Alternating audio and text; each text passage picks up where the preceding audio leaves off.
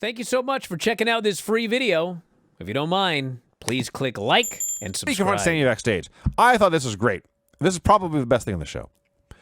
So once again, Sami Zayn has flown around the country just to put on a plain white t-shirt and sulk and pout backstage. Cody tells Sami he's got nothing to be ashamed of. Sami says, I don't have anything to be ashamed of, but you do. We were competing in that match. Drew McIntyre stuck his nose where it didn't belong. He was attacking you. I tried to help you. How did you repay me? By sticking me with a crossroads, stabbing me in the back, and pinning me in that ring. Cody says, listen, that's your perspective. It was chaos out there. I had an opportunity. I took advantage of it. You, Sami Zayn, have not taken advantage of your opportunities. That is why you have never been a world champion.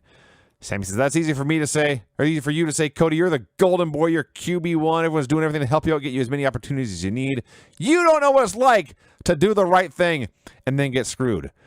Cody says, are you kidding? Were you there in Germany in my match with Drew McIntyre when Fatu got involved? I tried to do the right thing, and I got screwed and lost my title. Every guy in the locker room, he says, you can beat him, Sami Zayn. They're not the problem. You are. He storms off, leaving Sami in thought. Up steps Trick Williams to a massive pop. He taunts Sami for losing, says he'll never get the job done, but he, Trick Williams, will get the job done tonight. He leaves. Sami thinks about things for a bit. He chases Cody down, apologizes for what he said, says he knows Cody's going to be world champion again someday. He just wants Cody to remember who helped him out along the way. And Cody agrees. That was all very, very good. Everyone had a great performance, came off believable and realistic and authentic and real characters, not just people spouting pre-written dialogue. That's what I believe Cody Rhodes and Sami Zayn and Trick Williams would actually behave this way. Which leads us to Carmelo Hayes versus Damian Priest versus Trick Williams. This should not be surprising. It should not be news. But Trick is already one of the biggest stars in the show. Everyone loves his entrance. Everyone loves chanting along to his music. Such a great character, great look, great star power. He tries to reunite with Melo, and the announcers are giving a brief history of their storyline in NXT. Before they can make a decision, Damian Priest attacks them both and lays them out. We come back from the break. Melo was quite great in this match.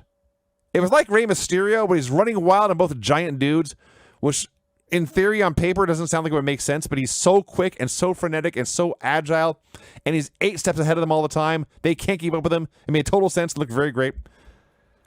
Trick finally cut him off. Everyone loves him and is chanting, whoop that Trick.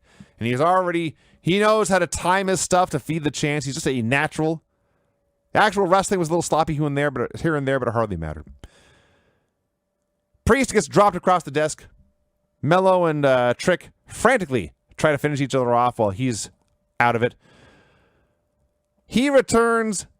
They do some stuff for a while. There's a big triple down. I will point out, while I'm a huge fan of Trick Williams, it never really affected the match. When they did this triple down, he was huffing and puffing.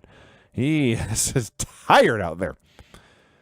Priest unloads. The biggest dude of the match. It's a flurry of flying kicks. Finally, Melo and Trick have to work together to take him out. And they argue about who's going to get the pin. They go back and forth a bit.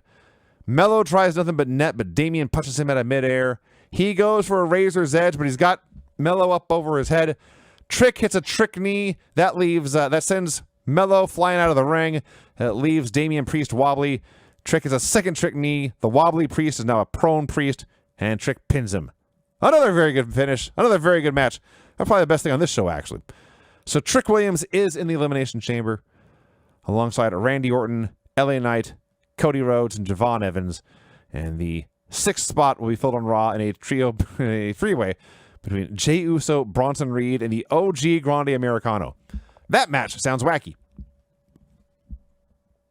We see a bunch of geeks backstage trying to guess what is in the box.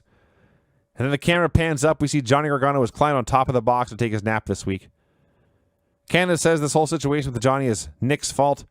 Jordan Grace interrupts. The two women bicker. All just books them in a match against each other for next week. Michin and B-Fab confront Jade backstage. Michin points out Jade put her on the shelf for months. She's got a stick with her. She uses a stick to get Jade to flinch. Vows to take her title before Mania. And Jade kind of leaves in a huff. Maybe moderately gotten to. Doesn't it kind of defeat the purpose of the Royal Rumble and the Elimination Chamber if you can just demand a title shot before then if you want one? I guess, Chamber's 2 weeks away and then the Mania's 2 months away. I guess you can't just put Jade on ice that whole time, but it does seem kind of strange that that's just the way they're building this supposedly match between Michin and Jade. Michin just shows up, says, I want a match, and is going to get one. Hey, if you love this clip, have I got a deal for you? WrestlingObserver.com. Do you have a commute? Do you work out at the gym? Do you like listening to audio on your headphones or your earbuds or whatever the kids use today? Well, WrestlingObserver.com will give you all the audio you'll ever need in your life. Over 15,000 audio shows. Every audio show that we have ever done, dating back to 2005, is available for subscribers at WrestlingObserver.com. Every time a new show comes out, you can podcast it directly to your phone. If you have a commute, as noted, if you go to the gym, if you like to lift weights and listen to Granny review soap operas, well, WrestlingObserver.com gets you full access to all of these shows and all of these archives. You can go back and listen to TNA reviews from 2010. You can go back and listen to reviews of every WWE pay-per-view, every big story that's ever happened in wrestling. You can get access to that at WrestlingObserver.com. Plus, full access to the Wrestling Observer newsletter every week. 40,000 words of news and information in pro wrestling. Why get all your scoops off Reddit, which aren't even accurate most of the time?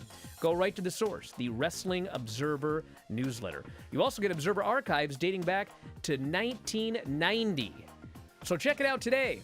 Thousands of issues of the Wrestling Observer newsletter. Tens of thousands of hours of audio. All for $12.99 per month or as low as $9.99 if you sign up for a year. You'll never run out of audio if you subscribe to WrestlingObserver.com. So head up there, check it out today, and I'll talk to you again after a while.